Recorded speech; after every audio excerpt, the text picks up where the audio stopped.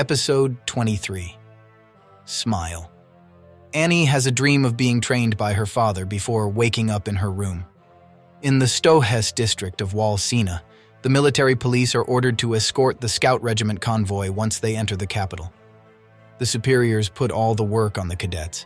The military police are shown to be lazy and corrupt, which one of Annie's colleagues, Hitch, reveals she joined the police for that reason.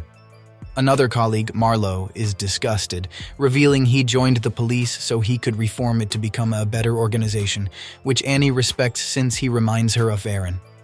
As they begin marching out, they see their commanding officers selling military police equipment to the black market. Marlowe tries to stop them. They think he wants in and is trying to blackmail, so they give him a coin.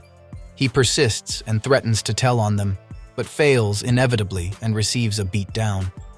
He is rescued by Annie and Hitch, who point out the surrounding crowd. After letting their commanding officers go, they continue to head to Stohes. After the convoy has entered Stohes, Annie is secretly called by Armin in the alleyways.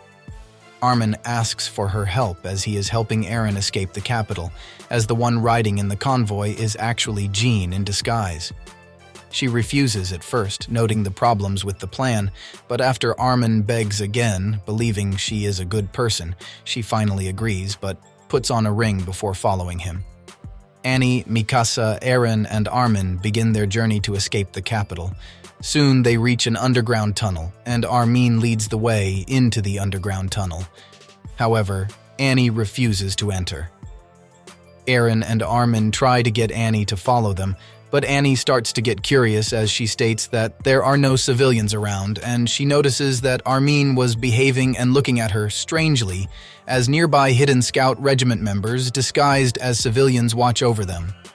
Armin finally reveals his suspicion that Annie is the female Titan since the omnidirectional mobility gear she had presented to check for unauthorized usage after Sawney and Bean were killed was Marco's. Annie asks why Armin did not stop her then, and Armin replies that he did not want to believe it.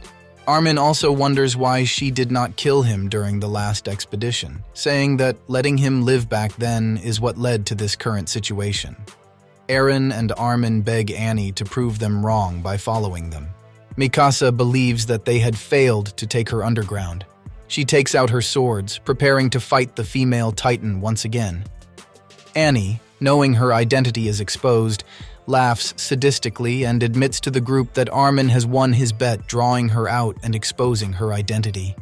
Afterward, Annie states that her bet has just begun and tries to transform. Armin shoots a signal flare, and the hidden scouts jump out and rush her, trying to prevent her from transforming. They tackle her limbs from different directions and gag her to prevent her from biting herself. Despite the scouts' attempts to stop her, she succeeds in transforming into a Titan using the blade hidden in her ring, confirming her true identity and killing the men that were restraining her.